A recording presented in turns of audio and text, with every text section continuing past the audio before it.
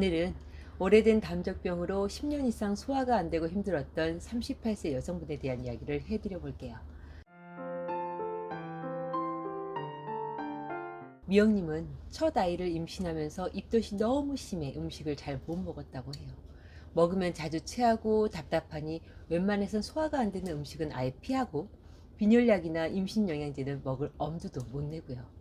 하지만 미영 씨는 이렇게 심한 입덧과 소화불량을 단순히 입덧이 오래가는 걸로 생각하고 참고 지냈대요. 그런데 이게 아이를 낳고도 증상이 계속되고 점차 가슴도 자주 답답해지고 무기력증이 심해지니 병원에서 검사를 받아보셨대요. 병원에선 증상이 이렇게 심한데도 별 이상이 없다고, 약간의 위험이 있으니 위험약을 좀 먹어보라고 약만 처방해 주셨다고 하네요. 하지만 이게 약을 먹을 때는 조금 편한 것 같은데 약을 안 먹으면 금방 다시 똑같아지고 더 힘들어지니 이건 치료가 아니구나 싶어 그때부터 치료는 그만두셨대요.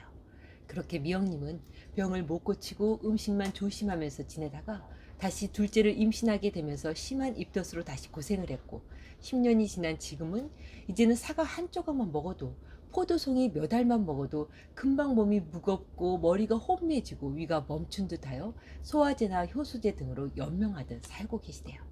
여러분이 보실 땐 어떠세요? 이러한 증상이 동양의학에서 말하는 담적증 또는 담족병과 가장 유사하다는 것은 이해하실 수 있으시지요? 하지만 왜 똑같이 먹는데도 누구는 음식 노폐물이 독소가 되어 쌓이고 다른 사람은 별 문제 없이 잘 지내는 걸까 생각해 본 적 있으세요?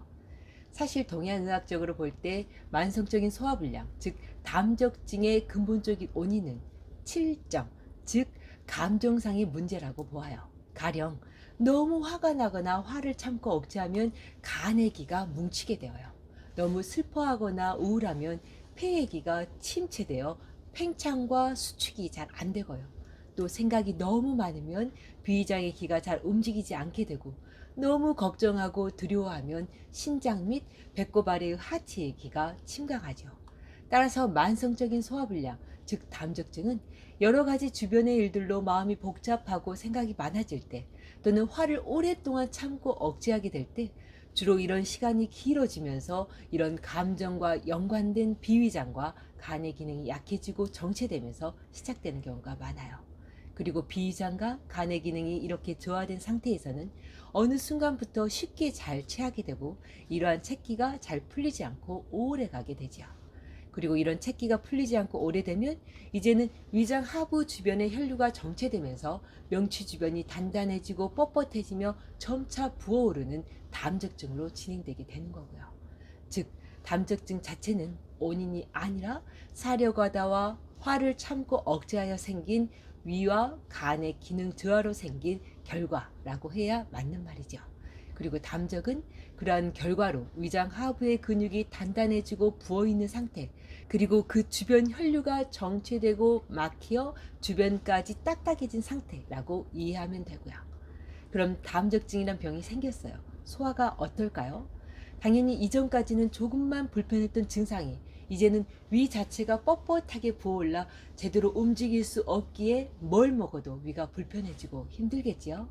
동양에선 이 상태를 비위장인 소화기관이 체기나 담적으로 막히게 되어 상초, 즉 횡격막 위로의 기순환과 하초, 즉 하복각 내로의 기순환이 서로 교류가 안 되고 막혀 있다 해서 수승화강이 막혀 있는 상태라고 이해해요. 그럼 담적병이 생기면 나타나는 증상은요? 상초의 열기가 하부로 내려가지 못하니 가슴은 자주 답답하고 호흡이 짧아지며 뒷목과 머리가 무겁고 어지러움 또한 쉽게 생기게 되어요. 많은 경우 이것으로 점차 불면증으로 진행되기도 하고요. 그리고 하체는 하체대로 순환이 안 되고 정체되면서 그 기운이 점차 약해져 어떤 사람은 다리의 힘이 약해지거나 정력이 약해지고, 어떤 사람은 변비나 또 어떤 사람은 설사로 장 자체의 운동력까지 점차 떨어져 치질도, 뒤가 무지근한 후중감도 달고 살게 되죠. 가끔은 하지 정맥류가 심해져 다리로 혈관이 툭툭 튀어 올라오거나 하지 불안증으로 잠을 못 자기도 하고요. 그래서 담적이 오래되면 불면증도 발기부전도 또 만성변비나 만성설사도 잘 낫지 않고 만성병이 되어버려요. 담적을 없애지 않으면 치료도 완전히 잘 안 되고요. 실제 저희에게 오신 분들 중에는 오랜 담적으로 20년 이상 불면증으로 고생하셨던 분이 담적을 치료한 후 불면증이 완전히 나은 경우도 있었어요. 또 다른 분은 위 담적병이 오래되었는데 저에게 오실 때는 목 뒷덜미에 주먹만한 지방종 때문에 도저히 목 뒤가 결려 잠을 잘 수 없다고. 그런데 담적 치료를 하니 이 지방종이 반 이상 줄었던 경우도 있었지요. 또 30년 이상 된 설사로 하루에 세네 번씩 변을 참지 못했던 분이 담적 치료를 한 후 변이 검지손가락 굵기로 나오기도, 또 15년 이상 된 만성변비를 담적을 치료하면서 대변을 스스로 볼 수 있게 고쳐드린 경우도 제겐 정말 보람있는 경험이었고요. 그럼 앞에서 말씀드린 미영님은 어떻게 되었냐고요? 실제 미영님은 임신 때 심한 스트레스를 받았었고 그때 너무 속상하고 화가 나 한동안 마음이 힘들었다고 했어요. 그리고 그때부터 소화가 더 안 되었던 것 같다고 하시네요. 당연히 마음에 힘듦이 있었겠죠. 그게 아니면 임신 입덧만으로 그렇게 담적병은 시작되질 않거든요. 그럼 다른 증상은요? 미영님은 만성 피로에 늘 눕고만 싶고 머리도 자주 아프고 어지러우며 대변은 늘 무르게 본다 했어요. 소화가 늘 안 되니 가슴도 항상 답답하고 괜히 마음도 소심해지고 쉽게 화가 나며 등도 자주 결리고 어깨도 자주 무겁고요. 참, 감기도 늘 달고 사면서 몸은 여기저기 자주 무겁고 결리셨대요. 어째 모두 내 증상들 같지요. 그럼 미영님의 담적증을 어떻게 치료하는지 구체적으로 하나씩 말씀드려 볼게요. 제일 먼저는 위장을 따뜻하게 풀어주면서 위장의 진액, 점액을 보충해주고 소화가 잘 되게 도와줘야 해요. 그러면서 위장과 간 주변으로 혈액이 잘 들어갈 수 있도록 혈액도 보충해주고 혈액순환도 촉진해주지요. 여기에 상체는 가슴이 답답하고 머리와 어깨가 무겁고 힘들므로 상체의 허혈을 살짝 완화시켜주고, 하체는 따뜻한 양기를 보충하여 하체의 열 에너지를 충진시켜 힘을 더하여 주지요. 그럼 담적 치료 자체는요? 이렇게 몸이 많이 약해져 있을 땐 담적을 녹이는 약초는 상황을 봐가면서 조금씩 넣어주어야 해요. 왜 얇은 냄비에 누른밥을 긁을 때는 물에 불려서 따뜻하게 해서 살살 긁어내야 하잖아요. 인체의 담적을 녹일 때도 그렇게 조심히 해야 해요. 그렇지 않으면 약해져 있는 세포 자체가 파괴되어 속이 더 불편해질 수 있거든요. 그리고 그렇게 조심히 담적 자체를 없애기 위해 끈적한 가래가 목으로 자꾸 넘어온다면 반하라는 약초를 조금, 단단하게 굳어진 담적은 이를 살살 녹여주는 약초를 조금씩 넣어주지요. 그럼 미영님의 치료는요? 미영님은 이런 처방으로 한두 달 정도 한약을 쓰고 이후 한두 달에 한 번씩 한약을 먹는 식으로 서너 달 후에는 위장 증상이 많이 좋아지셨어요. 1년이 지난 후에는 몸 컨디션이 더 좋아지셔서 고기도 과일도 원하는 대로 다 드시고 가끔 심하게 오던 이석증도 없어지시고 늘 달고 살던 감기도 비염도 이젠 완전히 괜찮아요. 그리고 10년이 지난 지금까지도 저에게 1년에 한두 번은 한약을 드시고 계세요. 건강할 때 면역도 체력도 챙길 목적으로요. 하지만 미영님과는 다르게 평소 속열이 있는 사람이 우라로 담적이 생겨 변비가 있고 상체열이 많은 경우라면 약초가 많이 달라지게 되어요.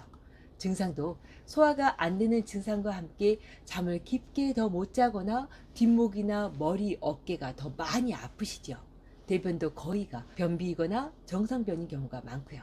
따라서 이때는 위장에 정체된 기를 하부로 잘 풀어 내려주는 약초가 1차로 필요하게 되어요. 감정도 대부분 우라를 참고 억제하는 경우가 많으니 우라병을 풀어주는 향부자라는 약초와 함께요.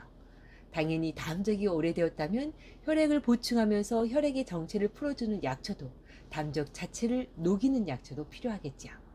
당연히 힘들어하는 상체열로 인한 증상도 식혀주고 풀어줘야 할 거고요.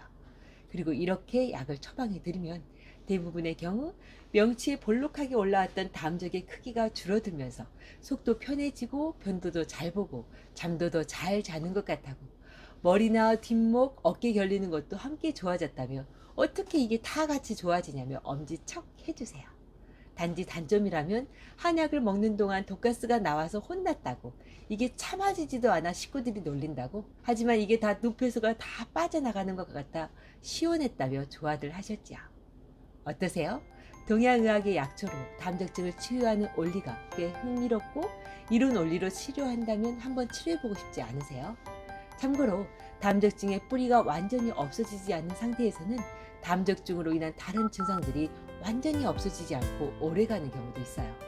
하지만 이조차도 80%로 진행된 담적병이 30에서 40%로 줄어들면 당연히 병의 증세도 더 덜해지고 점차 스스로의 기능이 회복되어 어느 순간 저절로 모든 것이 정상으로 되돌아올 수 있기에 당장 담적을 완전히 고치지는 못한다 하더라도 담적 치료는 꼭 해보세요 라고 말씀드리고 싶어요.